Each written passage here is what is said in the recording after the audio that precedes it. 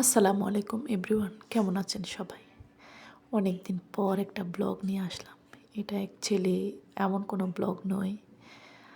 আসলে এটা অফিস থেকে বের হয়ে আমাদের ওয়ার্ল্ড ট্রেড সেন্টারের নিচে অনেক বড় একটা চট্টগ্রাম আইটি ফেয়ার 2025 এই মেলায় আমি একটু হাঁটতে গিয়েছিলাম। দেখতেছি মেলার কী অবস্থা, মেলায় সেল কেমন হচ্ছে এবং কাস্টমার কেমন, এভরিথিং দেখার পর দেখতে দেখতে একটা রবি এক্সোটিক নামের একটা শোরুমে আসলাম। যেখানে আসার পর দেখতেছি একটা বিশাল ডিজিটাল টিভিতে আপনার আর্ট করতেছে। তো আমি চিন্তা করলাম আসলে আমি একটু আর্ট করলে কেমন হয়। অনেক দিন পর হঠাৎ করে আর্ট করতে মন চাইলো এবং ওনাদেরকে বললাম আমি কি পারবো। বলল হ্যাঁ আপনি পারবেন, অবশ্যই পারবেন, কেন পারবেন না, আপনিও করেন। ওইটা করার পর আমার ব্যাগপত্র রেখে আমি আমার আরেকটা অফিসে যাচ্ছিলাম। ওখান থেকে এসে আমার ব্যাগপত্র রেখে আমি কি করছি, আর্ট করা শুরু করলাম। হয়তো আমার আর্টটা ওনাদের কাছে ভালো লেগেছে। তো আমাকে বলল আপনি যদি কিছুক্ষণ থাকেন তাহলে আপনার জন্য পুরস্কার আছে, পাশাপাশি আপনি আপনার জন্য আমরা আলাদা কিছু এক্সট্রা কিছু আলাদা বোনাসের ব্যবস্থা করছি। এটা বলার পর আমার ওইটা মাথায় আসলো না। আমার মাথায় আসলো আমি একটু আর্টটা করি, একটু ভালোভাবেই করি। যেহেতু অনেক দিন পর যেহেতু চিন্তা করলাম অনেক দিন পর, অনেক দিন বলতে অনেক বৎসর পর যখন আর্ট শুরু করলাম, একটু মনের মতো করে সাজিয়ে মনের মাধুরী মিশিয়ে করি। যখন চিন্তা করলাম আঁকতে আঁকতে প্রায় অনেকক্ষণ হয়ে গেল, প্রায় 2 ঘন্টা। ওনারাও আমার আর্ট দেখে মোটামুটি স্যাটিসফাইড হলো। তারপর আমি পুরোটা আর্ট আমি ভাবছিলাম ফার্স্ট টাইম অর্ধেকের মধ্যে রেখে চলে যাবো, আবার ভাবছিলাম না, যখন করেছি পুরোটাই করি। কষ্ট যেহেতু করেছি, সাকসেস একেবারে হওয়াটাই ভালো। তখন আমি মোটামুটি ওনাদের সাথে, ওনারাও আমাকে অনেক বেশি সময় দিয়েছেন, আমাকে ফুল ভিডিও করে দিয়েছেন। পাশাপাশি হচ্ছে কি আমাকে নিয়ে তারা অনেক ছবি তুলেছেন এবং পাশাপাশি ছোটোখাটো কিছু গিফটও রেখেছে আমার জন্য, ওইটাও আমাকে দিয়েছেন।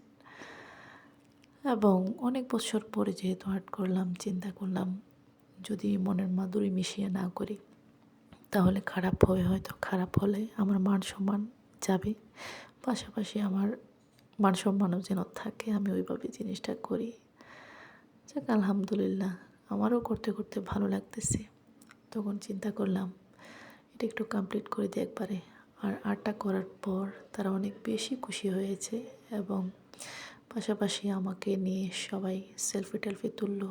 পাশাপাশি আমাকে নিয়ে সবাই আমার ইমেল নাম্বার নিয়েছেন এবং আমার যা যা তারা হ্যাপি হওয়ার জন্য বা আমাকে হ্যাপি করার জন্য যা যা দরকার তাই করেছেন তারা এবং আমার সাথে পরিচিতি হয়েছেন। পাশাপাশি আমার ভিজিটিং কার্ড চাইলেন, আমি আমার ভিজিটিং কার্ড দিলাম।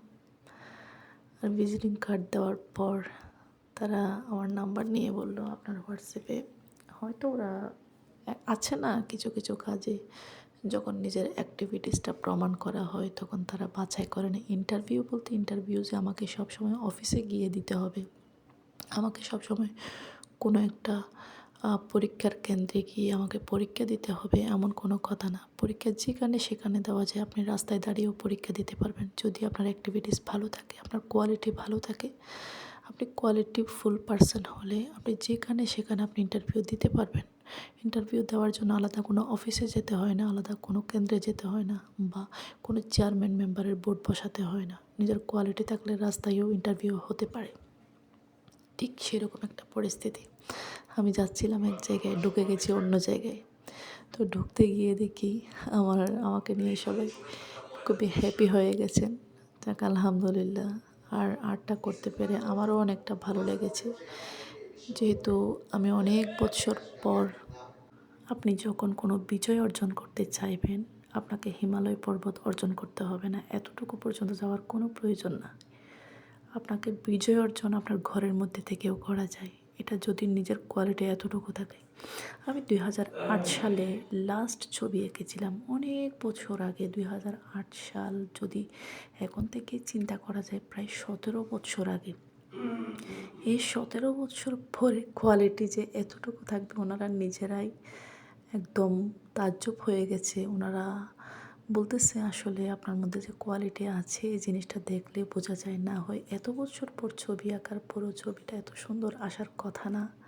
আলহামদুলিল্লাহ, সবাই দোয়া করবেন আমার জন্য।